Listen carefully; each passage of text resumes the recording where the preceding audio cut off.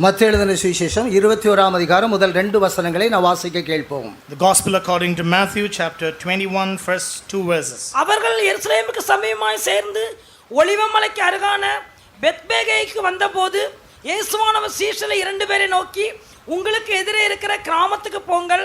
போனவுடனே அங்கே ஒரு கழுதையையும் அதனோட ஒரு குட்டியையும் கட்டியிருக்க காண்பீர்கள். அவைகளை அவிழ்த்து என்னிடத்தில் கொண்டு வாருங்கள். கர்த்தராகிய இயேசு கிறிஸ்து எருசலேமிலே பவனி சென்ற இந்த அற்புதமான காட்சிகளை இந்த திருவசனத்திலே நாம் வாசிக்க கேட்டோம். Out of this divine scripture verses we came to know about the procession of the Lord Jesus Christ when he was in this world. 2000 வருஷத்துக்கு முன்பாக ஆண்டவராகிய இயேசு கிறிஸ்து பவனி சென்ற ஒரு காட்சி ஒரு அற்புதமான காட்சியாக இருக்கிறது. 2000 years back as the Lord Jesus when he took procession on the streets of Jerusalem, that was an awesome and a marvelous sight to behold. தம்முடைய பவனிக்கு அவர் அந்த வாகனமாக பயன்படுத்தின அந்த கழுதை பெத்தானியா கிராமத்தை சேர்ந்ததாக இருக்கிறது. The vehicle, the transportation that he used for his procession was a colt which belongs to the city of Bethany. இந்த பெத்தானியா எருசலேமுக்கு சமீபமாகவும் ஒலிவமலைக்கு அருகாகவும் இருக்கிறதாக இந்த திருவசனத்திலே இயேசு சுட்டிக்காட்டுகிறார். Chapter 21 verse 1 we know that Jesus pointed and said, which is near unto Jerusalem and unto the Mount of Olives. அவர் உபயோகப்படுத்தின அந்த கழுதை இருந்த அந்த கிராமத்தை குறித்து அது எருசலேமுக்கு சமீபமாகவும் ஒலிவமலைக்கு அருகாமையிலும் இருக்கிறது என்று எழுதப்பட்டிருக்கிறது. And it is written the village which the colt belongs to Bethphage of Bethany, which is in Mount Olives, which is near Jerusalem. இந்த பெத்தானியா இந்த கிராமம் அநேகருக்கு ஆசீர்வதிக்கப்பட்ட கிராமமாக இருக்கும்படியாக அது எருசலேமுக்கு சமீபமாகவும் ஒலிவமலைக்கு அருகாமையிலும் இருக்கிறது என்று ஆண்டவர் சுட்டிக்காட்டினார். The Lord pointed out about this village Bethany and said this is near to Jerusalem and also right unto the Mount Olives. இயேசு தங்கியிருந்த இந்த பெத்தானியா கிராமத்தின் ஆசீர்வாதம் நாம் ஒவ்வொருவருக்கும் உரியதாக இருக்கிறது. The blessing of the village of Bethany wherein Jesus dwelled belongs to each and every one of us. அந்த பெத்தானியா ஒரு சின்ன கிராமமாக இருந்தாலும் இயேசு அந்த கிராமத்திலே தங்கி இருந்தபடியால் அந்த கிராமம் ஆசீர்வதிக்கப்பட்ட ஒரு கிராமம். Though this village was a small village, nevertheless Jesus stayed there and therefore this village comes under some importance and some prime blessings. ஆகவே இந்த பெத்தானியாவை ஆண்டவர் சுட்டிக்காட்டும்படியாக அது எருசலேமுக்கு சமீபமாகவும் ஒலிவமலைக்கு அருகாமையிலும் இருக்கிறது என்று அவர் சொல்லுகிறார். And that's why to point out this village Jesus said this is nigh unto Jerusalem and unto the Mount of Olives. எருசலேம் என்பது தேவனுடைய ராஜ்யம் ஸ்தாபிக்கப்பட்ட இடம். And Jerusalem is the place where the kingdom of God was established. ஒலிவமலை என்பது இயேசு கிறிஸ்து இறங்கி 1000 வருஷ அரசாட்சியை ஸ்தாபிக்கக்கூடிய இடம். The Mount of Olives is the place where Jesus will come down and would place his feet and establish the millennial reign. அங்கு எருசலேமிலே பரிசுத்த ஆவியானவர் இறங்கி தம்முடைய ராஜ்யத்தை அவர் ஸ்தாபித்தார். On Jerusalem the Holy Spirit of God descended and they established the kingdom of God. எருசலேம் என்பது தேவனுடைய ராஜ்யம் ஸ்தாபிக்கப்பட்ட இடம். Jerusalem is the place where the kingdom of God was established in this world. ஒலிவமலையில் ஆண்டவராகிய இயேசு கிறிஸ்து வந்து இறங்கும்போது அங்கு 1000 வருஷ அரசாட்சியை அவர் ஸ்தாபிப்பார். And when on Mount Olives Jesus Christ comes down, then he will establish the millennial reign in this world. இந்த ராஜ்யத்தின் அந்திகிறிஸ்து அரசாட்சியோடு யுத்தம் செய்து அவர் அவைகளை முறியடித்து 1000 வருஷ அரசாட்சியை இந்த பூமியிலே ஸ்தாபிக்கும்படியாக இறங்கக்கூடிய இடம்தான் ஒலிவமலை. Mount Olives is the place where he will place his feet. Then he will fight against the enemies of the Antichrist, prevail against them and establish his millennial reign in this world. இந்த பெத்தானியா கிராமத்தை பிரசித்தப்படுத்தும்படியாக பரிசுத்த ஆவியானவர் ஸ்தாபித்த ராஜ்யத்தை குறித்தும் இயேசு ஸ்தாபிக்க போகிற ராஜ்யத்தை குறித்தும் இந்த இடத்திலே ஒப்பிட்டு இணைத்து பேசி இருக்கிறது. And which is why he unites both the kingdoms which the Holy Spirit established and the Lord Jesus Christ is going to establish the millennium. He wants to unite and give out an outlook on that. அந்த பெத்தானியா கிராமம் எருசலேமுக்கு சமீபமாகவும் ஒலிவமலைக்கு அருகாமையிலும் இருக்கிறது என்று சுட்டிக்காட்டப்பட்டிருக்கிறது. It is pointed out that Bethany is near to Jerusalem and unto the Mount of Olives. தேவனுடைய ராஜ்யம் சமீபமாக இருக்கிறது என்று ஆண்டவராகிய இயேசு கிறிஸ்து சொல்லுகிறார். The Lord Jesus when he was in this world he said the kingdom of God is nigh. பெத்தானியாவுக்கு சமீபமாய் எருசலேம் இருக்கிறது. Jerusalem is near unto Bethany. தேவனுடைய ராஜ்யம் சமீபமாக இருக்கிறது ஆண்டவர் பிரசங்கித்தார். The Lord Jesus also preached and said the kingdom of God is near. தேவனுடைய ராஜ்யம் ஒவ்வொருவருக்கும் சமீபமாக இருக்கிறது. The kingdom of God is near unto each and every one of you. தேவன் நம் ஒவ்வொருவருக்கும் சமீபமாகவே இருக்கிறார். For the Lord is nigh unto each and every one of us. நொறுங்குண்ட நறுங்குண்ட இருதயமுள்ளவர்களுக்கு சமீபமாகவே The இருக்கிறார். Lord is near to him who is broken and contrite in heart. நாம் எப்போதுமே தேவனுடைய ராஜ்யத்தை தேவனை சமீபமாய் நாம் எடுத்துக்கொள்ள வேண்டும். We have to see the kingdom of God and the presence of God right next to us and near unto us. நாம் ஒவ்வொருவரும் தேவனுடைய ராஜ்யத்துக்குள்ளே வாழக்கூடியவர்கள். We are people who would abide and dwell in the kingdom of God. அதற்கு முன்பாக தேவனுடைய ராஜ்யம் நமக்கு சமீபமாக இருக்கிறது. Before dwelling and abiding inside the kingdom of God, the kingdom of God is right next unto us. அந்த தேவனுடைய ராஜ்யத்தை நாம் பெற்றுக்கொள்ளும்படியாக நொறுங்குண்ட நறுங்குண்ட இருதயம் நமக்கு வேண்டும். To receive the kingdom of God, we need to build in us a broken and a contrite heart. நொறுங்குண்ட நறுங்குண்ட இருதயம் உள்ளவர்களுக்கு தேவனுடைய ராஜ்யம் தேவன் சமீபமாக இருக்கிறார். The kingdom of God and the Lord is near unto them those who are broken and contrite in heart. ஒரு காலத்தில் நாம் தேவனுக்கு தூரமாய் நாம் காணப்பட்டோம். Once upon a time we were far away from the presence of God. காணியாட்சிக்கு புறம்பாய் நாம் காணப்பட்டோம். We were strangers to the commonwealth of Israel. கிறிஸ்துவை சேராதவனாய் நாம் காணப்பட்டோம். We did not belong unto Christ. வாக்குத்தத்தத்துக்கு அந்நியராய் நாம் காணப்பட்டோம். Strangers to the promises. தேவன் இல்லாதவர்களாய் நம்பிக்கையற்றவர்களாய் நாம் காணப்பட்டோம். We had no God and hopeless in this world. எபேசியர் 2ஆம் அதிகாரத்திலே அவர் தம்முடைய இரத்தத்தினாலே தேவனுக்கு சமீபமாய் நம்மை கொண்டு வந்திருக்கிறார். Chapter 2 of Ephesians, the Bible says, by his blood we are drawn right unto him. நாம் ஒவ்வொருவரும் எருசலேமின் தேவனுடைய ராஜ்யத்துக்குள்ளே நாம் வாழ வேண்டும். Each and every one of us must live inside of Jerusalem, which is the kingdom of God. இயேசு பெத்தானியாவிலே இருக்கிறபடியால் எருசலேமுக்கு சமீபமாய் நாம் இருக்கிறோம். Because Jesus is right next to Bethany, which is Jerusalem, we are right next to the kingdom of அவருடைய God. இரத்தத்தினாலே நாம் எருசலேமுக்கு சமீபமாய் நாம் கொண்டு வரப்பட்டிருக்கிறோம். By the blood of Jesus we are brought near to the kingdom of God. எருசலேமிலே 6 ஆசீர்வாதத்தை தேவன் நமக்கு தருகிறார். In Jerusalem the Lord bestows on us 6 types of blessings. தேவனுடைய ராஜ்யத்திலே 6 ஆசீர்வாதத்தை நாம் சுதந்தரித்துக் கொள்ள முடியும். Inside the kingdom of God we can possess 6 types of blessings. ரோமர் 9ஆம் அதிகாரம் 4ஆம் வசனத்திலே இந்த 6 ஆசீர்வாதத்தை பவுல் சுட்டி காட்டுகிறார். Romans chapter 9 verse 4, Paul is mentioning all of the 6 blessings. இந்த 9 நாளிலே சொல்லப்பட்ட 6 ஆசீர்வாதங்கள் நம் ஒவ்வொருவருக்குரியதாக இருக்கிறது. And this day all of the 6 blessings which is mentioned in chapter 9 of Romans belongs to each and every one of us. தேவனுக்கு தூரமாய் போன நம்மை அவருடைய இரத்தத்தினாலே சமீபமாய் கொண்டு வந்திருக்கிறார். We who are far away from God, by his very own blood he has brought us right next to him. Bethany கிராமம் தேவனுடைய ராஜ்யத்துக்கு சமீபமாய் நம்மை கொண்டு The வந்திருக்கிறது. village of Bethany has brought us near unto the kingdom of God. கடினமான இதயத்தோடு நீங்கள் இருக்க வேண்டாம். Do not be with the heart in the heart, உணர்வில்லாத இதயத்தோடு நீங்கள் இருக்க வேண்டாம். neither be with a heart which is not without any பொல்லாத feeling. இதயத்தோடு நீங்கள் இருக்க வேண்டாம். Do not be with an evil heart. வழுகி போகிற இதயத்தோடு நீங்கள் இருக்க வேண்டாம். Do not remain with a slippery heart. நொறுங்குண்ட நறுங்குண்ட இதயத்தோடு எருசலேமுக்கு சமீபமாய் நாம் வருவோம். But come near unto Jerusalem with a broken and a contrite and a clean heart. நொறுங்குண்ட நறுங்குண்ட இதயம் உள்ளவருக்கு தேவன் சமீபமாகவே For இருக்கிறார். the Lord is nigh near unto them those who have a broken and a contrite heart. பெத்தானியாவுக்கு எருசலேம் சமீபமாய் இருப்பது மாத்திரமல்ல, ஒலிவமலை அருகாமையில் இருக்கிறது என்று சுட்டி காட்டப்பட்டிருக்கு. Not only Jerusalem is near unto the village Bethany, but which is also near unto the Mount Olive. இந்த ஒலிவமலை என்பது இயேசுவுடைய ராஜ்யம் ஸ்தாபிக்கக்கூடிய இடம் என்று நான் சொன்னேன். I told you Mount Olives is the place from which the kingdom of God, which is the millennium, will be established. நாம் இந்த ஒலிவமலையோடு அருகாமையில் இருக்க வேண்டும். We must also be right next to the Mount of Olives. இயேசுவோடு நெருங்கக்கூடிய ஒரு வாழ்க்கை நம் ஒவ்வொருவருக்கும் அவசியம். Each and every one of us must develop, bring in us a life to be nigh unto God. இந்த பெத்தானியா இந்த ஒலிவமலைக்கு அருகாமையிலே இருக்கிறது. And this Bethany is near unto the Mount of Olives. இயேசு கிறிஸ்துவோடு நெருங்கி ஜீவிக்கக்கூடிய ஒரு வாழ்க்கை.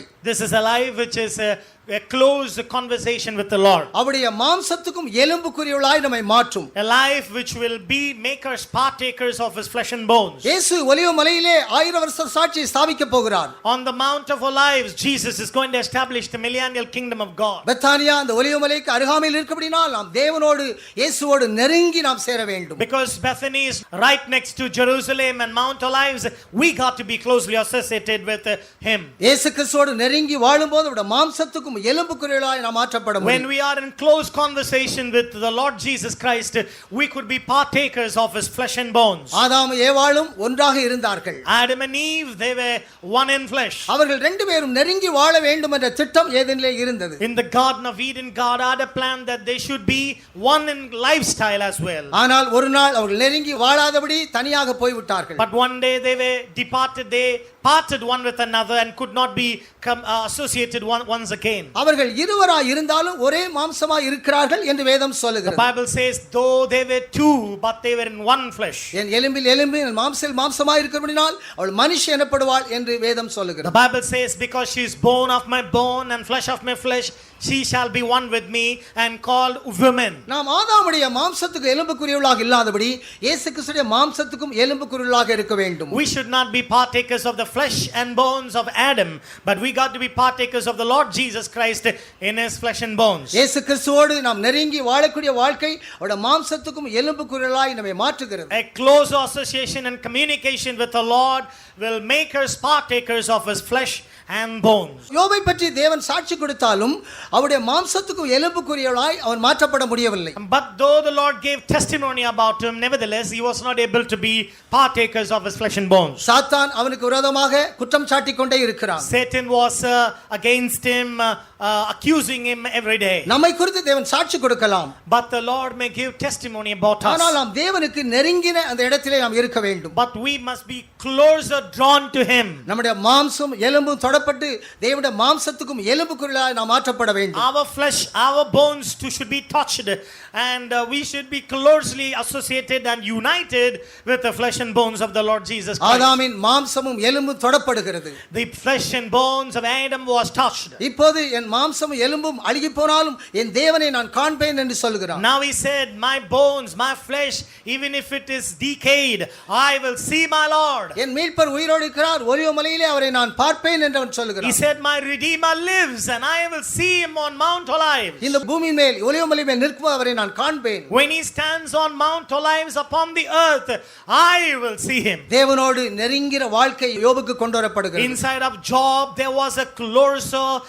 communication and fellowship with the Lord. நம்முடைய மாம்சமும் எலும்பும் தொடப்பட்டு இயேசுடைய மாம்சத்துக்கும் எலும்புக்குள்ளாய் நாம் மாற்றப்படுவோம். Our flesh, our bones has to be touched, and we got to be partakers of the flesh and bones of the Lord Jesus Christ. Bethany கிராமம் இந்த ஒலிவ மலைக்கு அருகாமையிலே இருக்கிறது. Bethany, the village, is next to Mount Olive. இயேசுவோடு நெருங்கி வாழக்கூடிய ஒரு வாழ்க்கையை நாம் பெற்றுக்கொள்வோம். Let us receive a life of very closer communication and fellowship with the Lord Jesus. இயேசு கிறிஸ்து உங்களுக்கு எதிராக இருக்கிற கிராமம் என்று அதை சொல்லுகிறார். And the Lord said to the disciples, to unto the village which is opposite to you. அது எருசலேமுக்கு சமமாய் இருப்பது மாத்திரமல்ல, ஒலிவ மலைக்கு அருகாமையில் இருப்பது மாத்திரமல்ல, அது உங்களுக்கு எதிராக இருக்கிறது என்று The சொல்லுகிறார். Lord said, which is not only near to Jerusalem, which is nigh unto Mount Olives, but it is also over against you. இயேசுவை நாம் முகமுகமாக காணக்கூடிய வாழ்க்கை அதை வெளிப்படுத்துகிறது. Over against you is a life of beholding the Lord Jesus Christ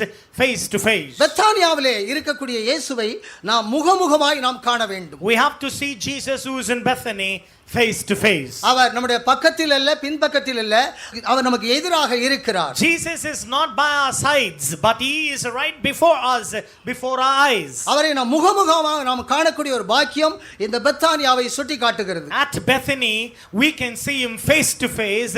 That is called over against you. இன்றைக்கு நாம் கண்ணாடியிலே நாம் காண்கிறது போல காண்கிறோம், அவரை நாம் முகமுகமாக நாம் காண போகிறோம். But today we see him as in a mirror, but we are going to see him face to face. உங்களுக்கு எதிரே இருக்கக்கூடிய பெத்தானியா கிராமத்துக்கு போங்கள். Go to the village which is war against you. இயேசுவை கண்ணாடியில் அல்ல, முகமுகமாக காணக்கூடிய ஒரு பாக்கியம் நம் ஒவ்வொருவருக்கும் உரியதாக இருக்கிறது. Not seeing Jesus as in a mirror, but seeing him face to face is awaiting for each and every one of us. இந்த பெத்தானியாவிலே ஒரு விசேஷமான ஒரு குடும்பத்தை நாம் காண்கிறோம். At Bethany we can find a very special family over there. அங்கு மார்த்தாள், மரியாள், லாசரு என்று சொல்லக்கூடிய அந்த குடும்பத்தோடு ஆண்டவர் இருக்கிறார். At Bethany there is a family comprising of three, which is Mary, Martha and Lazarus. இந்த குடும்பம் இயேசு கிறிஸ்து உருவாக்கின ஒரு குடும்பம். This is a family which was molded by the Lord Jesus Christ. இந்த குடும்பத்துக்கு விரோதமாக ரெண்டு குடும்பம் இந்த பூமியிலே இருக்கிறதாக நம் வேதத்திலே நாம் காண முடியும். But we can also learn from the Bible there are two families which are against the family of Bethany. இந்த மார்த்தாள் மரியாள் லாசரு என்று சொல்லக்கூடிய இந்த குடும்பத்தோடு இயேசு இருக்கிறார். But Jesus is in fellowship with the family called Martha, Mary and Lazarus. இந்த மார்த்தாள் மரியாள் லாசரை பற்றி வேதத்தில் என்ன சொல்லப்பட்டிருக்கிறது? What does the Bible say about these three?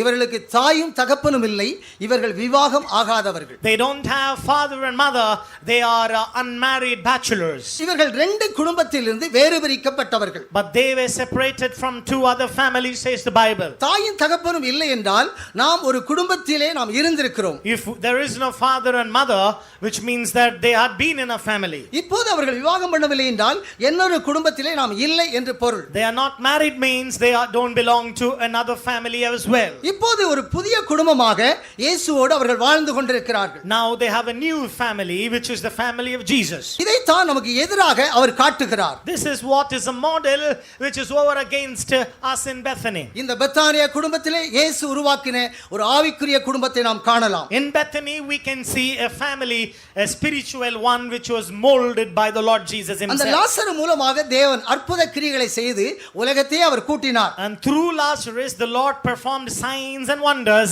by which he was able to unite all of the world unto him. லாசரு அற்புத அடையாளங்களை செய்யக்கூடிய ஒரு ஊழியத்துக்கு நிழலாட்டம். Lazarus is a type, a sign of the ministration of signs and wonders. மார்த்தாள் அங்கு பணிவிடை ஊழியங்களை செய்து கொண்டிருக்கிறார். Martha is a type of the ministration of works. மரியாளோ தேவ சமூகத்திலே இயேசுவோடு உட்கார்ந்து வசனத்தை கேட்டுக் கொண்டிருக்கிறார். But Mary was at the feet of Jesus, listening to the words of Jesus and was abiding at his feet. இந்த குடும்பத்திலே ஒரு பணிவிடை ஊழியங்களை நாம் காண்கிறோம். In this family we can find a type of works. இந்த குடும்பத்திலே இயேசுவுடைய பாதத்திலே உட்கார்ந்து வசனத்தை கேட்கிற ஊழியத்தை நாம் காண்கிறோம். In this family we can also find a ministry of sitting at the feet of Jesus and listening to his words. இந்த குடும்பத்திலே அற்புதங்கள் செய்யக்கூடிய ஊழியத்தை நாம் காண்கிறோம். In this family we can find a ministration of signs and wonders. இதுதான் உங்களுக்கு எதிரே இருக்கக்கூடிய கிராமத்துக்கு போங்கள் என்று இயேசு சொல்கிறார். This is the village which Jesus said, which is war against you, go there. அந்த கிராமத்திலே ஒரு கழுதையும் ஒரு கழுதை குட்டியும் நீங்கள் அவிழ்க்க வேண்டும் என்று அவர் கட்டளையிடுகிறார். He also charged them and said, they you shall find an ass tied and a colt with her. இங்கு கழுதையும் கழுதை குட்டியும் அழைத்து கொண்டு வந்தாலும் இயேசு கிறிஸ்து கழுதையில் பிரயாணம் பண்ணவில்லை, கழுதை குட்டியாகிய மரியிலே பிரயாணம் பண்ணினார் என்று வேதம் சொல்லுகிறது. The Bible says, though an ass and a colt was tied loose and brought forth, but Jesus did not travel over a ass, but he traveled over a colt. இந்த மத்தேயு எழுதின சுவிசேஷம் 21ஆம் அதிகாரத்திலே கழுதையின் மேலும் கழுதை குட்டியாகிய மரியின் மேலும் செல்கிறார் என்று சீயோன் குமாரத்திக்கு சொல்லும்படியாக தீர்க்கதரிசி சொல்லுகிறார். Chapter 21 Matthew, the prophet said, over an ass and a colt Jesus shall travel, or he shall make a procession. இந்த மார்க் 11ஆம் அதிகாரத்திலே அவர் கழுதை குட்டியாகிய மரியிலே அவர் பிரயாணம் பண்ணுகிறார். But in Mark chapter 11 the Bible says he traveled over a colt. இந்த லூக்கா எழுதின சுவிசேஷத்திலும் கழுதை குட்டியிலே அவர் பிரயாணம் செய்கிறார். In the gospel according to Luke he also traveled over a colt. அங்க யோவான் 12ஆம் அதிகாரத்திலும் கழுதை குட்டியாகிய மரியின் மேலே அவர் பிரயாணம் செய்கிறார். And John chapter 12 again Jesus traveled over a colt. கழுதை குட்டி போடுகிறது.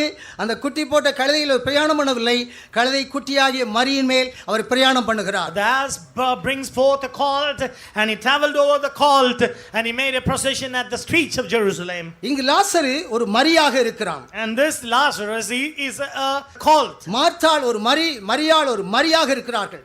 Martha and Mary, they are the colt of them. இவர்கள் மேல் தேவன் ஏறி பிரயாணம் செய்கிறார். Over these three Jesus goes a procession. இயேசு ஏறி பிரயாணம் பண்ணக்கூடிய வாகனம் கழுதை குட்டியாக இருக்கிறது. And the vehicle, the transportation or the means of which is the colt of the ass. அவர் கழுதை குட்டியாகிய மரியின் மேல் பிரயாணம் பண்ணார் என்று சுவிசேஷம் நமக்கு சுட்டி The காட்டுகிறது. gospel points us and says Jesus traveled over a colt and made a procession in the streets of Jerusalem. நாம் இயேசுவை ஏற்றி கொண்டு போகக்கூடிய வாகனமா இருக்க வேண்டும். We have to be a transportation wherein Jesus travels over us in procession. நாம் இயேசுவின் வாகனம் நம்மேல் ஏறி அவர் பிரயாணம் பண்ண வேண்டும். We are the transportation and the vehicle over which Jesus will travel. நாம் கழுதை குட்டியாக இருந்தால் இயேசு நம்மேல் ஏறி அவர் பிரயாணம் செல்லுவார். If we happen to be a colt, then Jesus will travel over with us. அந்த கழுதை குட்டியை பற்றி ஆண்டவராய் இயேசு கிறிஸ்து என்ன சொல்கிறார்? What did the Lord Jesus Christ tell about the colt of the donkey? மனிதரில் ஒருவனும் ஒரு காலும்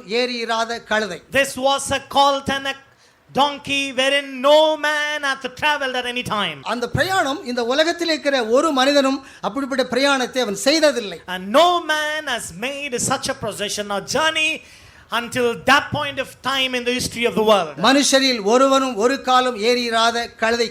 A colt wherein no man at any time hath traveled on it. இந்த பூமியிலே இயேசு போன பாதை இந்த உலகத்திலே ஒரு மனிதனும் போனதில்லை என்று பொருள்.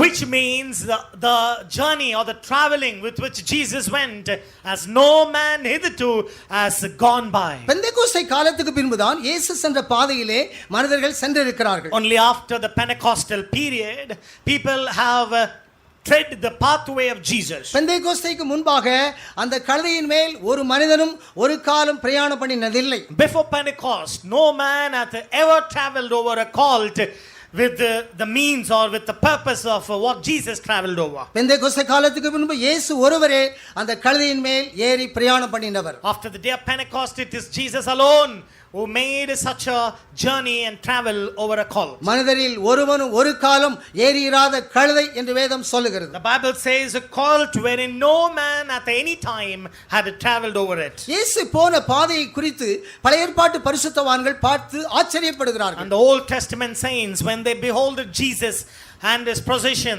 they wondered and they marveled at it. மோசேயும் எலியாவும் அந்த பாதையை குறித்து அவர்கள் பிரமிக்கிறார்கள். And Moses and Elijah when they saw the journey of Jesus they got aved at it. அவர் எருசலேமுக்கு பிரயாணம் பண்ணுகிற பாதையை குறித்து அவர்கள் ஆச்சரியப்படுகிறார்கள். And the pathway of Jerusalem over which Jesus went, all of them they marveled at our it. எருசலேமிலே சிலுவையிலே மரிக்கப் போகிற பாடுகளை குறித்து மோசேயும் எலியாவும் ஆச்சரியமாக அவரோடு பேசிக் கொண்டிருக்கிறார்கள். Moses and Elijah they were conversing with Jesus with respect to the suffering wherein he has to suffer at Jerusalem. யோவான் ஸ்நானகன் கூட வைராக்கியமான ஊழியம் செய்தாலும் இயேசு போன பாதையிலே அவனால் போக முடியாது. John the Baptist, though he was a zealous man for God, nevertheless he was not able to tread the path in which Jesus traveled up. இயேசுக்கு முன்னாக பழைய ஏற்பாட்டு பரிசுத்தவான்கள் ஒருவரும் இயேசு போன பாதையிலே போக முடியாது என்பதை வேதம் சுட்டிக்காட்டுகிறது. No man from the Old Testament dispensation was ever able to tread the pathway of Jesus,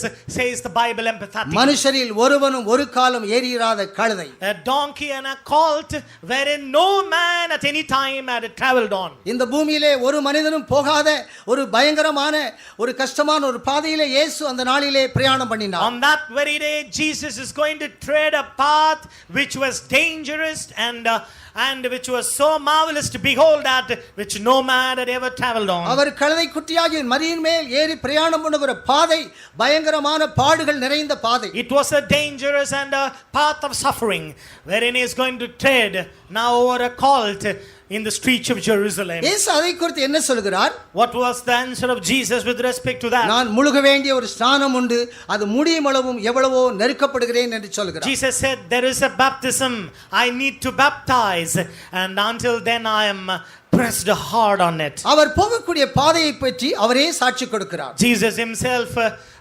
testified about the path in which he had to tread. He himself said about that. நான் முழுக வேண்டிய ஒரு ஸ்நானம் இன்னும் இருக்கிறது. There is a baptism to be taken.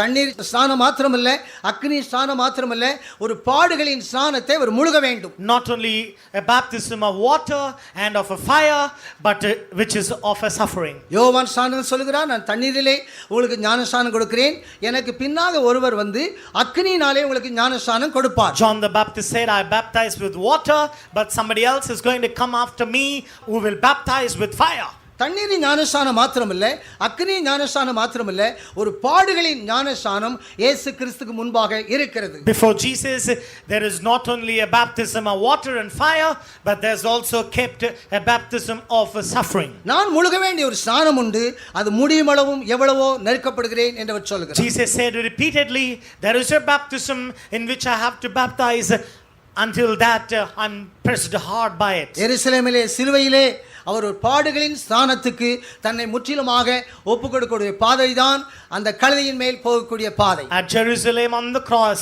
Jesus is going to submit to a path of suffering, and that pathway is the possession which he makes over the colt. அவர் நெருக்கப்பட்டும் ஒடுக்கப்பட்டும் இருந்தார், ஆனாலும் ஒரு வாயை பேசவில்லை என்று தீர்க்கதரிசி The சொல்லுகிறார். prophet said he was pressed and he was tormented. Nevertheless, he opened not his mouth. முழுக வேண்டிய ஸ்நானத்துக்காக அவர் எவ்வளவோ நெருக்கப்பட்டு கொண்டிருக்கிறார். And he was pressed hard for the baptism which he is about to be baptized. தேவ அன்பு நம்மளை நெருக்கி ஏவ வேண்டும். The love of God must constrain us. கிறிஸ்துவின் அன்பு என்னை நெருக்கி ஏவுகிறது. For the love of Christ Jesus constrains me. நெருக்கி ஏவக்கூடிய ஒரு அன்பு இருந்தால் தான் இந்த பாடுகளின் ஸ்நானத்தை நாம் எடுக்க முடியும். Only when there is a love which constrains us, we can be baptized with the baptism of நான் suffering. முழுக வேண்டிய ஒரு ஸ்நானம் உண்டு, அது முடியும் அளவும் எவ்வளவோ நெருக்கப்படுகிறேன். There is a baptism with which I need to be baptized. Until that I'm constrained by it. தேவ அன்பினால் நிறைந்து மனுஷர் மேலுள்ள அன்பினாலே இயேசு கிறிஸ்து அந்த பாடுகளின் ஸ்நானத்துக்காக நெருக்கப்பட்டு கொண்டிருக்கிறார். Jesus Christ was full of the love of God, and he was constrained hard by that love to be baptized with that baptism. அவர் நெருக்கப்பட்டும் ஒடுக்கப்பட்டும் இருந்தார், ஆனாலும் வாயை திறக்கவில்லை என்று தீர்க்கதரிசி சொல்லுகிறார். Prophet said he opened not his mouth, though he was pressed and though he was compressed. அடிக்கப்படும்படி கொண்டு போகிற ஆட்டை போலவும் மயிர்க்கத்திற்கு முன்பாக சத்தமிடாத ஆட்டுக்குட்டியை போல அவர் நெருக்கப்படுகிறார். He was compressed and he was tormented like a lamb which is taken to the shearers. இந்த அடிக்கப்படக்கூடிய ஆட்டுக்குட்டி மரணத்துக்கு தன்னை ஒப்புக் கொடுக்கக்கூடிய ஆட்டுக்குட்டி. This lamb which was taken to the shearers submitted itself to the death of the suffering. மயிர்க்கத்திற்கு முன்பாக சத்தமிடாத ஆட்டுக்குட்டி தன்னுடைய அழகையும் தன்னுடைய சொகுசையும் இழக்கக்கூடிய ஒரு ஆட்டுக்குட்டி. And the lamb which was before the shearers was that which loseth its pleasure, its comfort and its beauty. அவருக்கு அழகும் இல்லை, சௌந்தரியம் இல்லை, விரும்பப்பட்ட ரூபம் அவருக்கு இல்லை என்று தீர்க்கதரிசி சுட்டி காட்டுகிறார். Prophet said he had no comeliness, he had no beauty. People didn't like him, and that was his form. இந்த ஆட்டுக்குட்டி தன்னுடைய சொகுசையும் தன்னுடைய அழகையும் மற்றவர்களுக்கு கொடுக்கக்கூடியதாக இருக்கிறது. This lamb which was taken to the shearer was able to lay down its beauty, its comeliness for others. 4000 வருஷ காலமாக கர்த்தராகிய இயேசு கிறிஸ்து ஒருவரே தன் ஜீவனை கொடுக்கவும் ஜீவனை எடுக்கவும் அதிகாரம் பெற்றவர். 4000 years he had the only one who had the authority to lay down his life and to take his life for the sake of man. இந்த பெந்தேகோஸ்தே காலத்திலே நம்முடைய ஜீவனை கொடுக்கவும் ஜீவனை எடுக்கவும் நாம் அதிகாரத்தை பெற்றிருக்கிறோம். In this Pentecostal time we have that authority to lay down our life and to take our life back. அந்த 4000 வருஷ காலமாக இயேசு கிறிஸ்து ஒருவரே ஜீவனை கொடுக்கவும் ஜீவனை எடுக்கவும் அதிகாரம் பெற்றவர். But for 4000 year period it was Jesus alone who had that power to give his life and to take his life back. யோவான் 10ஆம் அதிகாரத்திலே என் ஜீவனை நான் கொடுக்கிறபடினால் பிதா என்னில் அன்பாக இருக்கிறார் என்று சொல்கிறார். John chapter 10 Jesus said, because I laid down my life, my Father is pleased with me. அவருக்கு முன்பாக இருக்கிற பரிசுத்தவான்கள் தங்கள் ஜீவனை கொடுக்க முடியவில்லை. All of the foreigners, the pioneers of faith before Jesus were not able to lay down his life. ஆபேல் தன்னுடைய ஜீவனை கொடுக்க முடியவில்லை. Abel was not laid down his life. எலியா தன்னுடைய ஜீவனை கொடுக்க முடியவில்லை. Elijah could not lay down his life. யோவான் ஸ்நானகன் தன்னுடைய ஜீவனை கொடுக்க முடியவில்லை. John the Baptist could not lay down his life. இயேசு கிறிஸ்து ஒருவரே தன்னுடைய ஜீவனை கொடுக்க கூடியவர். It was Jesus alone who laid down his life. யோவான் 10:17 என் ஜீவனை கொடுக்கிறபடினால் என் பிதா என்னில் அன்பாக இருக்கிறார் என்று அவர் சொல்லுகிறார். John chapter 10 verse 17 Jesus said, because I laid down my life, my Father loves me. நான் ஜீவனை கொடுக்கக்கூடிய ஒரு பாதைதான் மனுஷரில் ஒருவரும் ஒரு காலம் ஏறிராத கழுதை. The colt wherein no man had traveled on any time is laying down his life. அது சியோனின் ஒரு பாதையாக இருக்கிறது. That is one of the pathway of Zion. அது நெருக்கம், இடுக்கம், சுருக்கம் என்று சொல்லக்கூடிய வழி. Which is narrow, which is very small and which is down to a corner, which is very cornered place. யோவான் அப்போஸ்தலன் அதை குறித்து தரிசனத்தில் காணும்போது அந்த பாட்டை மற்ற யாரும் பாட முடியாது, கற்றுக்கொள்ள முடியாது என்று அவர் சொல்லுகிறார். John, when he saw a vision, he also wrote down, no man can sing that song which the people in Zion sings. அந்த 1,44,000 பேர் இல்லாமல் அந்த பாட்டை கற்றுக்கொள்ளவும் அந்த பாட்டை பாடவும் மற்றவர்களால் முடியாது என்று அவர் சொல்லுகிறார். The song and the meaning of it save the 144,000, nobody else can sing or understand. மனுஷரில் ஒருவனும் ஒரு காலம் ஏறிராத கழுதைக்குட்டி. A lamb, a colt, wherein no man at any time had traveled in. சீயோனுக்கு போகக்கூடிய பாதை அது நெருக்கமும் இடுக்கமும் அது சுருக்கமான வழியாக இருக்கிறது. The pathway to Zion is narrow, is cornered, and it is very sharp indeed. ஆகவே அந்த பாதையிலே ஆண்டவராகிய இயேசு கிறிஸ்து அந்த கழுதையின் மேல் பவனி சென்றார் என்று வேதம் சுட்டி காட்டுகிறது. That's why the Bible points and tells us that over the colt Jesus had to travel towards the streets of Jerusalem. அந்த கழுதைக்கு பற்றி சொல்லும்போது அந்த கழுதை இருவழி சந்தியிலே கட்டப்பட்ட ஒரு கழுதை. And when Jesus spoke about that colt, he said, which was tied before a two-way path. உங்களுக்கு எதிரே இருக்க கிராமத்துக்கு போங்கள். Go against the village which is over against you. அங்கு இருவழி சந்தியிலே அங்கு கழுதையும் கழுதை குட்டியும் கட்டி இருக்க காண்பீர்கள். On the two-way pathway you will find a colt tied up there. அந்த கழுதை குட்டியை நீங்கள் அவிழ்த்துக் கொண்டு வாருங்கள். And you shall tie loose that and bring it to me. Bethany கிராமத்திலே இயேசு தங்கியிருந்தபடியால் இயேசு கிறிஸ்துவுக்கு இந்த கிராமத்தார் எதையும் கொடுக்க ஆயத்தமா இருக்கிறார்கள். Because Jesus stayed in that village, the village people were ready to offer up anything to Jesus. அந்த கழுதை இருவழி சந்தியிலே கட்டப்பட்ட கழுதை. And this is the tied in between two-way path. தேவன் நமக்கு முன்பாக ஜீவ மார்க்கத்தையும் மரண மார்க்கத்தையும் வைத்திருக்கிறார். And before us God has placed two ways, which is the way of life and way of death. தெரிந்து கொள்ளுதல் உரிமை நமக்கு கொடுக்கப்பட்டபடியால் ஜீவ மார்க்கத்தை தெரிந்து கொள்ளலாம், மரண மார்க்கத்தை நாம் தெரிந்து கொள்ளலாம். Because we have the faculty to choose, the free will is there in us, with which we can select the way of life or the way of death. ஆனால் இந்த இருவழி சந்தியிலே கட்டப்பட்ட கழுதையை இயேசு விடுதலையாக்கி தம்முடைய வாகனமாக ஏற்றுக்கொண்டார். But Jesus Christ, he loosened this colt which was tied in between the two way, and he brought forth unto him and made it his traveling vehicle. நம்முடைய தெரிந்து கொள்ளுதல் உரிமையில் தான் நாம் ஜீவ வழியை தெரிந்து கொள்ள வேண்டும். And we have to choose by the faculty of our will the life, the way of life. இயேசு கிறிஸ்து இந்த இருவழி சந்தியிலே கட்டப்பட்ட கழுதையை அவரே தமக்கென்று அவர் தெரிந்து கொள்கிறார். Himself, Jesus himself, he selected this for his own traveling purpose. நீங்கள் என்னை தெரிந்து கொள்ளவில்லை, நான் உங்களை தெரிந்து கொண்டேன் என்று சொல்கிறார். Jesus said, it is not you who choose me, but it is I who have chosen you. ஜீவ வழியையும் மரண வழியிலும் இந்த ரெண்டு வழியை ஒன்றை நாம் தான் தெரிந்து கொள்ள வேண்டும். It is we by our choice, by our free will must select either the one which is the way of life or the way of death. இந்த இருவழி சந்தியிலே கட்டப்பட்ட கழுதையை இயேசு தமக்கென்று அவர் தெரிந்து கொள்கிறார். And Jesus Christ selected this colt which was tied in between the two way for his own purpose. நாம் ஒவ்வொருவருக்கும் முன்பாக இந்த ரெண்டு வழிகளையும் தேவன் வைத்திருக்கிறார். God has kept before us these two ways. தெரிந்து கொள்ளுதல் உரிமை நமக்குத்தான் இருக்கிறது. The faculty to choose is exclusively given for man. காயினுக்கும் ஆபேலுக்கும் முன்பாக இந்த வழிகள் வைக்கப்பட்டது. And even before Cain and Abel, this way was placed. Coin பயிர் செய்கிற தொழிலை தெரிந்து கொண்டான், ஆபேல் ஆடு மேய்க்கிற தொழிலை தெரிந்து கொண்டான். But Cain chose the field work, but Abel chose the shepherding work. நமக்காக ஒரு ஆடு அடிக்கப்பட்டது என்ற அந்த பலியின் சிந்தையினாலே ஆடு மேய்க்கிற தொழிலை தெரிந்து கொண்டான். And Abel chose to be a shepherd because he knew that a lamb was beaten for a sin, and he elected such a one as his job. அவன் முதற் பலனையும் கொழுமையும் ஆண்டவருக்கு காணிக்கையாக கொடுத்தான். He gave the Lord the fat of the firstlings as an offering. தேவனை அறிந்து கொள்வது மாத்திரமல்ல, தேவனில் அன்பு கூறக்கூடிய வாழ்க்கை ஆபேலுடைய வாழ்க்கையிலே காணப்பட்டது. Inside Abel, he not only possessed knowing God, but also loving God was there in him. Coin தேவனை சரியாக அறிந்து கொள்ள முடியவில்லை, தேவனில் அவன் அன்பு கூற முடியவில்லை. Cain was not able to know God, neither he was able to love God. தேவன் நம் ஒவ்வொருவருக்கும் முன்பாக இந்த ரெண்டு வழியை வைத்திருக்கிறார். நாம் நல்ல வழிகளை தெரிந்து கொள்ளக்கூடிய அறிவையும் அன்பையும் நாம் அடைந்து கொள்வோம். And God has kept these two pathways before us. By the free will faculty, we have to choose either one and love and know God.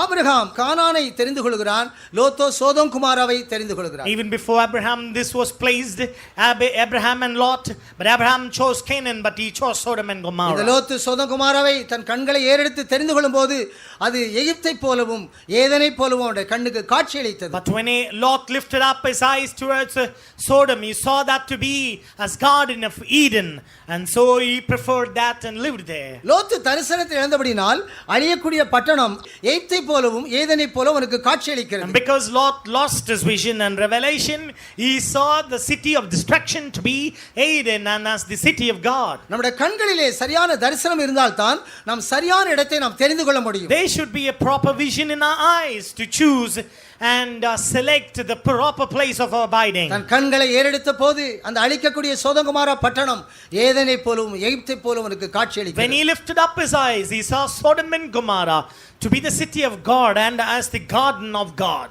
மோசே அரமனையின் வாழ்வை அவன் தெரிந்து கொள்ளாதபடி தேவ ஜனங்களோடு துன்பத்தை அனுபவித்ததை தெரிந்து கொண்டான் என்று The சொல்லப்பட்டது. Bible says Moses did not select to enjoy the passing pleasures of the palace, but he chose to suffer with God's people. ஜீவ வழியும் மரண வழியும் நமக்கு முன்பாக தேவன் வைத்திருக்கிறார். God has placed before us the way of life and the way of death. இருவழி சந்தியிலே அந்த கழுதை கட்டப்பட்டிருக்கிறது. And this colt is tied in between the two pathways. நாம் எந்த வழிகளையும் தெரிந்து கொள்ளலாம், அந்த உரிமை நம் ஒவ்வொருவருக்கும் இருக்கிறது. Because God has given us the faculty to choose, it is in our power to choose either of these two things. ஆபேலை போல நல்ல வழியை நாம் தெரிந்து கொள்கிறோமா? Like Abel, we can choose the pathway of life. ஆபிரகாமை போல மோசேயை போல நல்ல வழிகளை நாம் தெரிந்து கொள்கிறோமா? Like Abraham, like Moses, we can choose the pathway of life. ஜீவ மார்க்கத்தை நாம் தெரிந்து கொள்வோம். Let us all go for the life or the living way. நினிவேவுக்கு போவதற்கு பதிலாக தர்சீசை யோனா தெரிந்து கொண்டான். And Jonah selected Tarshish instead of Nineveh. Nineveh என்றால் ஜீவ மார்க்கம், தர்சீஸ் என்றால் மரண மார்க்கம். Nineveh means a life of living.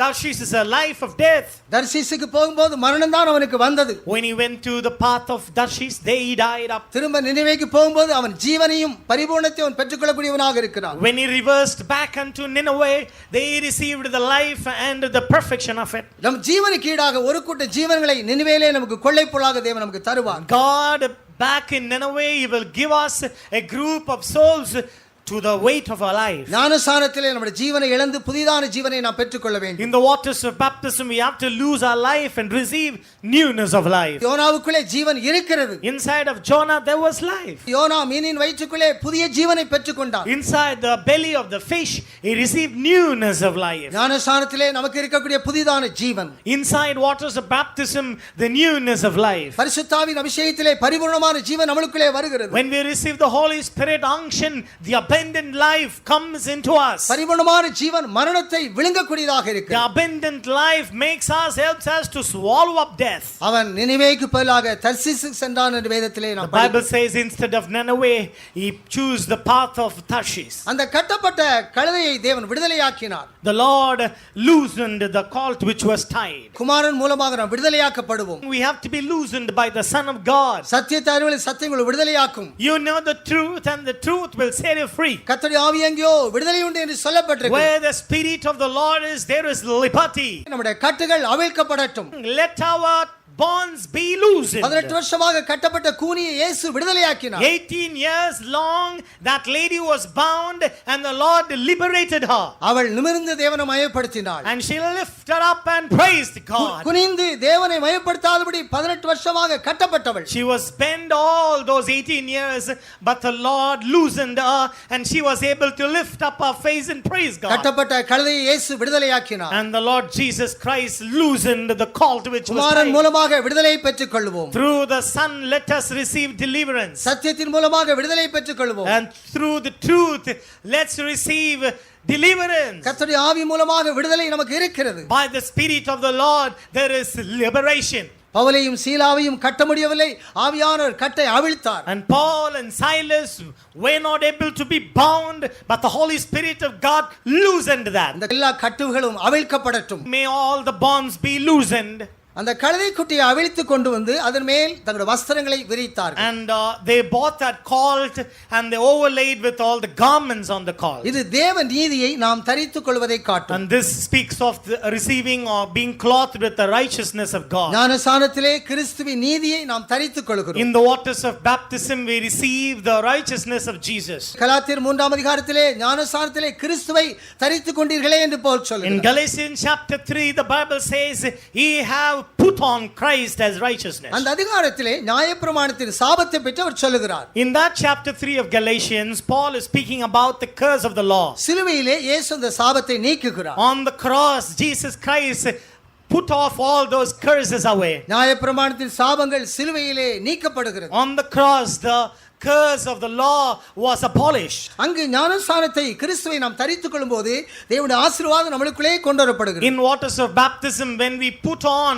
the Christ on us, we receive the righteousness of Christ as well. அநேக குடும்பங்கள் தங்களுடைய சொந்த நீதியாகிய அந்த சாபத்துக்குள்ளே இருக்கிறார்கள். Many families, they are inside their self-righteousness, the curse so called. நியாயப்பிரமாணம் என்பது சுயாதீனமாக நீதியை வெளிப்படுத்தும். The law speaks of the self-righteousness. நியாயப்பிரமாணம் சாபத்துக்குரியதாக இருக்கிறது. And the law brings curse to those who keep it. நியாயப்பிரமாணத்தின்படி நடக்காதவன் சபிக்கப்பட்டவன். The Bible says those who don't keep the law, they are cursed. நியாயப்பிரமாணம் ஆவிக்குரியதான், ஆனால் அதுபடி நடக்காவிட்டால் சாபம் நம்மேல் வரும். The law is spiritual, but when one doesn't follow the law, then curse will come upon them. நியாயப்பிரமாணத்தின் மூலமாக சொல்லப்பட்ட சாபத்தை இயேசு சிலுவையிலே நீக்கிவிட்டார். And the curse which comes through keeping the law, Jesus on the cross, he has abolished it completely. அந்த கலாத்தியர் 3ஆம் அதிகாரத்திலே கிறிஸ்துவை நாம் ஞானஸ்நானத்திலே தரித்துக் கொள்கிறோம். Galatians chapter 3, Paul writes, in waters of baptism we put on Christ and his righteousness. ஆபிரகாமுக்கு சொல்லப்பட்ட வாக்குத்தத்தத்தை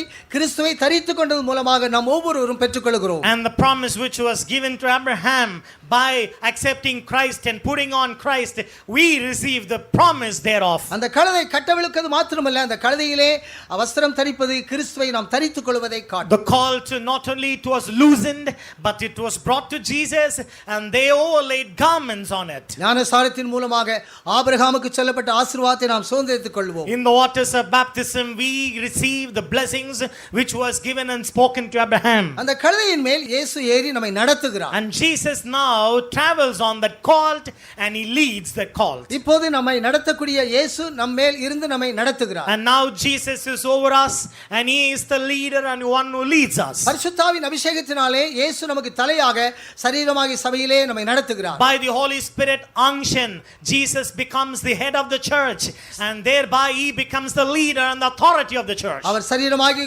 சபைக்கு தலையாக இருக்கிறபடியால் அந்த தலையாகிய கிறிஸ்து நம் ஒவ்வொருவரையும் நடத்தி கொண்டிருக்கிறார். Because he is the head of the body, the church, he becomes the authority and the lead and he leads the church. பரிசுத்த ஆவியானவர் ஒவ்வொருவரையும் வழி நடத்துகிறார். And the Holy Spirit of God also leads each and every one of us. எவர்கள் தேவ ஆவியினாலே நடத்தப்படுகிறார்களோ தேவனுடைய புத்திரர்கள் என்று பவுல் சொல்கிறார். And Paul writes, those who are led by the Spirit of God shall be called the sons of God. அந்த கழுதையின் மேல் இயேசு ஏறி பிரயாணம் பண்ணுவது இயேசுவும் பரிசுத்த ஆவியானவரும் நம்மை நடத்தக்கூடியதாக இருக்கிறது. And Jesus traveling over the colt denotes Jesus and Holy Spirit being our leader and leading us in the way of life. இயேசு நம்மை நடத்துவது சட்டதிட்ட ஒழுங்குகளோடு அப்போஸ்தல உபதேசத்தோடு நாம் வழி நடத்தப்படுவதை வெளிப்படுத்தும். When Jesus leads us, he will see to it that we are led by the scriptures and by the apostolic doctrines. பரிசுத்த ஆவியானவர் நம்மை வழி நடத்துவது அவருடைய சித்தத்தின்படி அவருடைய விருப்பத்தின்படி தேவன் நம்மை ஆண்டு வழி நடத்துவதை காட்டும். Holy Spirit leading us is according to his will, according to his purpose. He sees to it that we are not diverted from these two things. பரிசுத்த ஆவியானவர் நம்மை வழி நடத்தும்போது அவருடைய சித்தத்தை அவருடைய விருப்பத்தை நம்முடைய வாழ்க்கையிலே நாம் நிறைவேற்றுகிறோம். The will and the purpose of God is kept and fulfilled in us through the leading of the Holy Spirit. தேவன் என்ன சித்தம் கொண்டிருக்கிறாரோ அவர் என்ன விரும்புகிறாரோ அதை செய்யும்படியாக பரிசுத்த ஆவியானவர் நம்மை ஆண்டு வழி நடத்த வேண்டும். Whatever God wills, whatever God purposes, and that will be wrought in us through the unction of the Holy Spirit and by the leading of the Holy Spirit, and that will be kept and that will be preserved in us. இயேசு தம்முடைய ஸ்தானாதிபதியாக அப்போஸ்தலர்கள் மூலமாக நம்மை வழி நடத்துகிறார். And Jesus Christ through his ambassadors, the apostles, he leads us in this world. அவர்கள் பிதாவின் மனதில் இருக்க குமாரனின் மனதில் இருக்கிற அந்த ஒழுங்கின் படி திட்டத்தின்படி நம்மை வழி நடத்துகிறார்கள். The order and the discipline of which is in the mind of the Father and which is in the Son will be disclosed to the church, and by that discipline the apostles and the prophets will lead. சில தேவனுடைய பிள்ளைகள் ஆவியானவர் என்னை நடத்தி கொண்டிருக்கிறார் என்று தங்களை வஞ்சித்து தங்களை கெட்டழிந்து போக செய்கிறார்கள். Some God's people, they keep repeating, reiterating, saying we are led by the Holy Spirit, and their final destiny seems to be chaos. அவர்கள் யார் சொன்னாலும் கேட்க மாட்டார்கள். ஆவியானவர் என்ன சொல்கிறாரோ அதன்படியே தான் அவர்கள் கேட்டு போய் கொண்டே இருக்கிறார்கள். They don't listen to any instructions or any teachings, but they say we are led by the Holy Spirit. ஆவியானவர் எனக்கு சொல்லிவிட்டார், ஆவியானவர் எனக்கு சொல்லிவிட்டார் என்று அதன்படியே அவர்கள் செயல்பட்டு கொண்டே இருக்கிறார்கள். They keep saying that the Holy Spirit told us to do this and they function after. அது தேவன் வழி நடத்தக்கூடிய வழி அல்ல. That is not the perfect leading of the Holy Ghost. அவர் தம்முடைய அப்போஸ்தலர்கள் மூலமாக தேவனுடைய மனதில் இருக்கிற ஒழுங்கின்படி அறியும்படிதான் ஆவியானவர் நம்மை வழிநடத்த முடியும். First and primarily, He will reveal His will unto us through the apostolic orders and teachings, and then He will lead us in discipline. அந்த கழுதையின் மேல் இயேசு ஏறி பிரயாணம் பண்ணுவது இயேசு கிறிஸ்துவும் பரிசுத்த ஆவியானவரும் சேர்ந்து நம்மை வழிநடத்தக்கூடிய அனுபவமாக இருக்கிறது. And Jesus traveling over the colt speaks of Jesus and the Holy Spirit directing and leading in the path of life. ஆகாசூர் ராஜாவுக்கு அங்கு வஸ்திக்கு பதிலாக பட்டத்து ராணியாக எஸ்தர் வர வேண்டும் என்றால் மொர்தெகாய் மூலமாக ஏகாய் மூலமாக தான் வழி நடத்தப்பட For வேண்டும். the king Ahasuerus, instead of Vasti, if Esther must take the throne, then through Mordecai's instruction and direction, she must be led, and then she will be able to qualify the position of the throne. ஏகாய் மூலமாக மாத்திர வழி நடத்தப்பட்டவர்கள் பட்டத்து ராணியாக கொண்டு வரப்படவில்லை. And according to the law of the Old Testament selection, we find it's not just by Hagai's direction one possesses the throne. ஏகாய் மூலமாக மொர்தெகாய் மூலமாக வழி நடத்தப்பட்ட எஸ்தர் மாத்திரமே பட்டத்து ராணியாக கொண்டு வரப்பட்டார். But the qualification went in this way, which was both by Hagai and by the directions of Mordecai.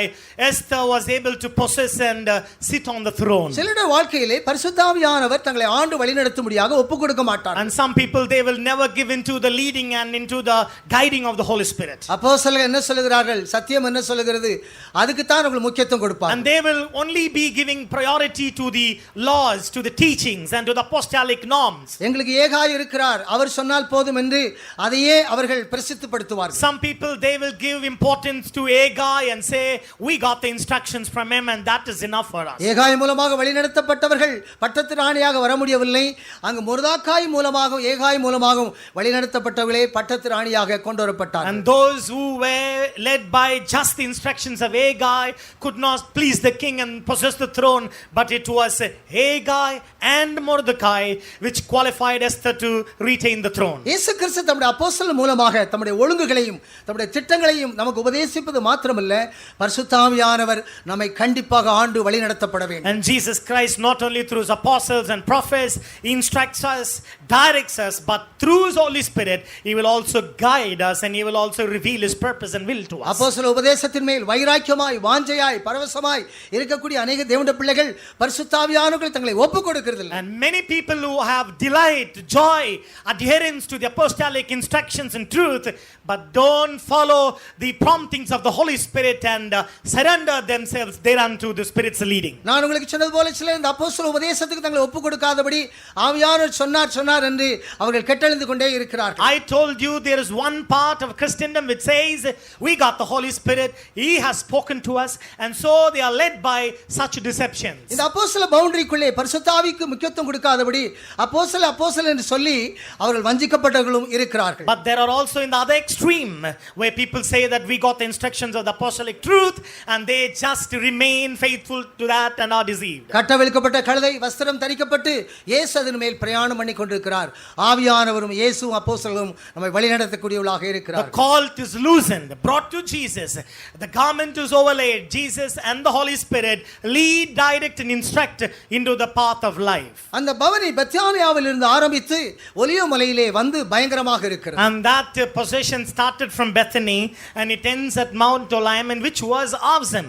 இந்த ஒலிவ மலையிலே இயேசுவுக்கு எதிர்கொண்டு வருகிறார்கள். And at Mount of Olives, people come over against Jesus. எருசலேமில் இருந்த மக்கள் குருத்தோலைகளை பிடித்து இயேசுவுக்கு எதிர்கொண்டு ஒலிவ மலையிலே வந்து அங்கு ஆர்ப்பரித்ததாக வேதத்திலே நாம் படிக்கிறோம். People who come from Jerusalem, they come over against Jesus and with a palm leaf in their hand, shouting and yelling before the Lord at Mount Olives. பெத்தானியாவிலே ஆரம்பித்த அந்த பவனி அந்த ஒலிவ மலையிலே பிரேக் ஆகி அந்த இடத்திலே அவர்கள் பரவசமாகிறார்கள், ஓசன்னா என்று தேவனை நாமத்தை மகிமைப்படுத்துகிறார்கள். திரும்ப அந்த பவனி எருசலேமுக்குள்ளே கொண்டு வரப்படுகிறது. The journey which started at Bethany, it came and halts at Mount Olives, where there was loud noise and shout of Hosanna, and it also restarted and ended in Jerusalem. ஒலிவ மலையிலிருந்து கர்த்தராகிய இயேசு கிறிஸ்து பரத்துக்கு எடுத்துக்கொள்ளப்பட்டார். And at Mount Olives, Jesus Christ was transformed and translated to heaven. அந்த ஒலிவ மலைக்கு அவர் திரும்ப இறங்கி வருவார். And back again he will come down to this Mount Olives. தம்முடைய மணவாட்டியோடு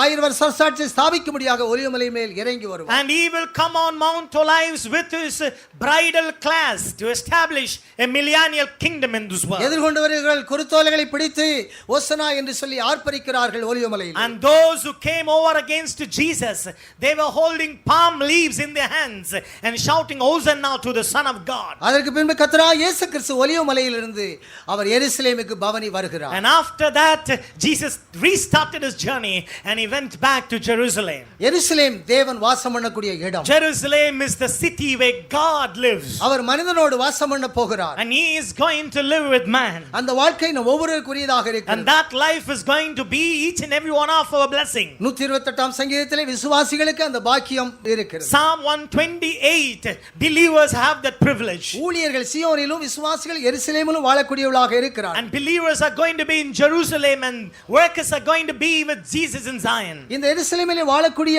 விசுவாசியை பற்றியும் அவருடைய மனைவியை பற்றியும் பிள்ளைகளை பற்றியும் 128ஆம் சங்கீதத்திலே சுட்டிக்காட்டப்பட்டிருக்கிறது. Psalm 128 describes how a family with Jesus in Jerusalem will be prosperous and living and abiding there. பெத்தானியாவிலே இயேசு வாழ்ந்த ஒரு குடும்பத்தை நான் சுட்டிக்காட்டினேன். I pointed to about a family which was in Bethany.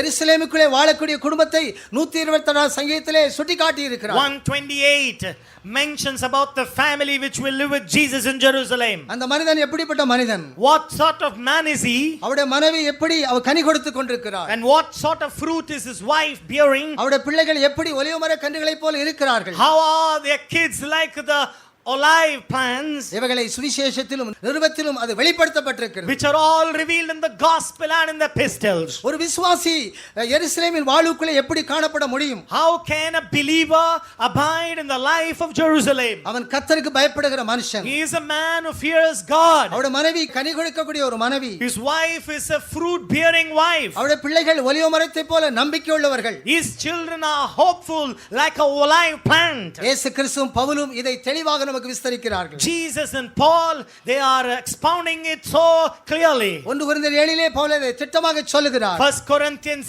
7, Paul is expounding this very clearly. விசுவாசிகள் எருசலேமின் வாழ்வுக்குள்ளே காணப்பட வேண்டும். Believers must be in the life of Jerusalem. அதற்கு சீயோனின் ஆசீர்வாதம் நம்முடைய தலையின் மேல் இறங்க வேண்டும். Which reason the blessing of Zion must come down on our head. பழைய எருசலேமுக்கு ஒரு நியாயத்தீர்ப்பை கொடுத்து ஒரு புதிய எருசலேமை ஆண்டவர் சிருஷ்டிக்கிறார். The old Jerusalem is judged and God is creating a new Jerusalem. அது ஒரு மேலான எருசலேம். This is a heavenly Jerusalem. அது ஒரு பரம எருசலேம். This is going to be upper Jerusalem. விசுவாசிகள் ஒவ்வொருவரும் அதற்கு உரியவர்களாக இருக்கிறார்கள். Every believer in Christ are partakers of this Jerusalem. கலாத்தியர் 4ஆம் அதிகாரத்திலே இப்போது இருக்கிற எருசலேம் என்றும் மேலான எருசலேம் என்றும் பலவதை பிரித்து காட்டுகிறார். Galatians chapter 4, the present Jerusalem and the Jerusalem now is divided.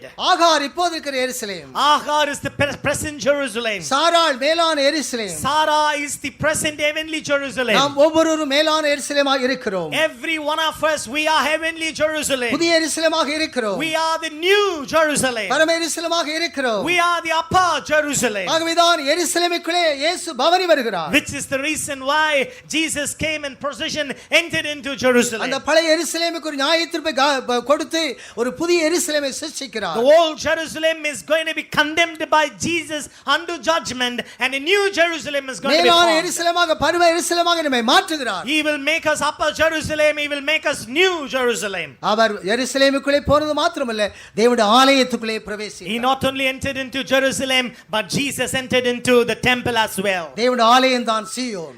The temple is Zion. எருசலேமிலே விசுவாசிகள் வாழப் போகிறார்கள். And believers are going to live in Jerusalem. அந்த எருசலேமுக்குள்ளே ஆலயம் இருக்கிறது தான் சீயோன். Inside of Jerusalem there is a temple, and that is Zion. அந்த ஆலயத்துக்குள்ளே குருடரையும் சப்பானியும் குணமாக்குகிறார். Inside that temple he healed a lame and a blind man. அவர்கள் சீயோன் கோட்டையை பிடிக்க தடை செய்யக்கூடியவர். And these blind and lame, they hindered capturing Zion. 2 Samuel 5ஆம் அதிகாரத்திலே குருடரை சப்பானிகளை கொன்று தாவீது சீயோன் கோட்டையை பிடித்து தன்னுடைய நகரமாக மாற்றி விட்டார். 2 Samuel chapter 5, David he cut off the blind and the lame, and he possessed Zion as his capital city. தேவனுடைய ஆலயத்துக்குள்ளே குருடரையும் சப்பானியும் குணமாக்குகிறார். Inside the temple the blind, the lame got healed. சீயோனை அவர்கள் காண்கிறார்கள். Now they could see Zion in their life. சியோனிலே சப்பானிகளா அல்ல நடக்கக்கூடியவர்களாக இருக்கிறார்கள். Inside the temple there are no lame, but they are people who would walk.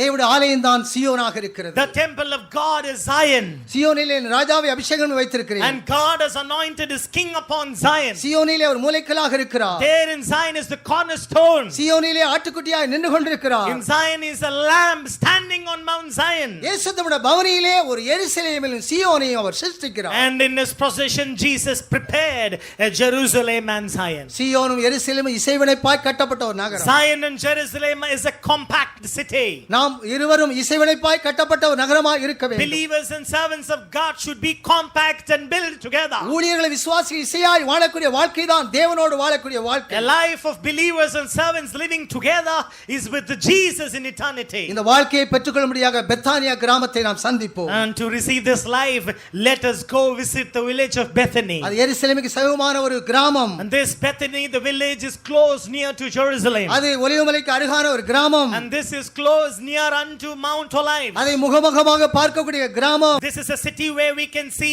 face to face. அதிலே ஒரு ஆவிக்குரிய குடும்பத்தை நாம் காண்கிறோம். Inside that city of Bethany there is a spiritual family. ஒரு அற்புதம் செய்யக்கூடிய லாசருவை காண்கிறோம். We can find a miracle working Lazarus. தேவ சமூகத்திலே ஜெபிக்கக்கூடிய ஒரு ஊழியத்தை நாம் காண்கிறோம். We can find a ministry of prayer there. அங்கு பணிவிடை செய்யக்கூடிய மார்த்தாள் ஊழியத்தை நாம் காண்கிறோம். We can find a ministry of service which is Martha. இந்த கழுதை குட்டியின் மேல் இயேசு பிரயாணம் பண்ணுகிறார். Jesus is traveling over the colt of an ass. அந்த பிரயாணத்துக்கு நாமே ஒப்பு கொடுப்போம். Let us all surrender to that journey and to that travel. கிறிஸ்துவை நாம் தரித்துக் கொள்வோம். Put on Christ in you. இயேசுவும் பரிசுத்தாய் நம்மை வழிநடத்தட்டும். Let the Holy Spirit and Jesus be our guide. சியோனாக எருசலேமாக மாறுவோம். You shall become Jerusalem and Zion. சியோனிலிருந்து நம்மை ஆசீர்வதிக்கிறார். The Lord will bless you out of Zion. எருசலேம் வாழ்வுக்குள்ளே நாம் காணப்பட போகிறோம். We will live in the